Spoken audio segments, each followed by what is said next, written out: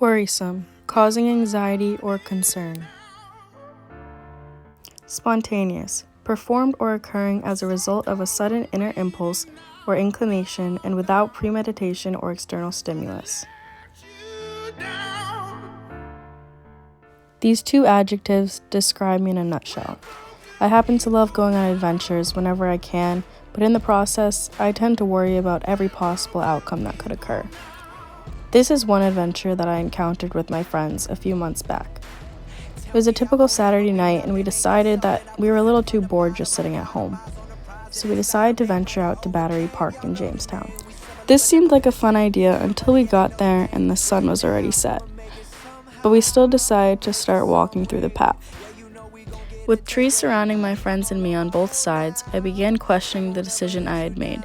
The spontaneous side of me was confident this would be a fun little quest and that I had to keep going. But the other part of me, the part that worries about anything and everything, was fairly sure we should head back. Now, this video was not recorded that night.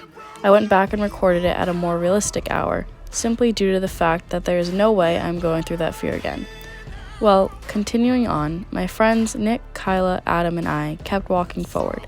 With my phone flashlight on, I began to clench onto the people in front of me. Now, this stone shelter I am approaching is one of the military batteries, a shelter that was used during the American Revolutionary War constructed by local militia. In this video, it doesn't appear intimidating, but on that night at 12 a.m., I was convinced this is where my death would occur. Still tempted by the adventure, I proceeded, but I couldn't get the image of a newspaper being printed a week later reading, 4 teens found dead at Jamestown Park. I'm a big fan of adventures. Big or small, close or far, I am almost always down to do anything. But in no way does that mean I am fearless. I wanted to keep going because I had gone there before and I knew what lay ahead. A huge open field with absolutely no source of light, perfect to see the stars. But as enchanting as that outcome sounded, this walk through the dark, unpaved, uneven woods was slowly but surely draining my motivation and feeling of safety.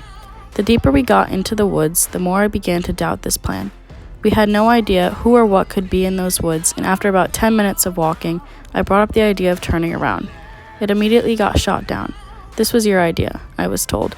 As true as this was, I started to hate my idea. My idea would have been great 8 hours earlier, when the daylight could have exposed the murderer I imagined following me. But at this hour, all that existed was darkness, barely lit by our dying phone flashlights. But I continued. At this point, I really was not having it. We were now pretty deep, and if I happened to scream for help, no one was going to hear me. Now let's keep in mind, I am in Jamestown, Rhode Island. Less than 2 miles away were some of the nicest houses I had seen, and family shops on every corner. Definitely not the most threatening location, but these woods felt like a foreign land that had never been stepped foot on, despite the fact that I had walked that same path just days before and made it out very much in one piece. But that knowledge could not put my mind at ease. I had to go back. I kept telling them we need to turn around, and I kept being told that I made this plan and I could not be scared of my own idea. But I was. I really was. And after enough complaining and enough time being on the verge of tears and almost cutting off the circulation in my friend's hand from holding on so tight, we turned around. Without making it out the other side, I turned and ran. I used to do track, and I'm convinced I ran faster this night than I did in any race I had ever competed in. I sprinted back to that car so fast Usain Bolt couldn't have caught up if he tried. Once I was safely in the car, I was still convinced, once we turned on the headlights, that there would be a man with a machete standing in front of us. But there was not. But as if these fears are not unrealistic enough, we drove away, and I made my friends look in the trunk of the car to make sure no one had snuck into the car to kill us in the process. Again, there was no one.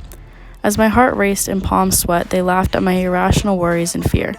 This adventure seemed like a thrilling idea at first, and still does, but the process of the entire thing is something I never plan to face again. Make it somehow, make it some way. Yeah, you know we gon' get it today. Like I'm all on my own now, but won't ever let you down, won't let you down. This is me. We're broken people now.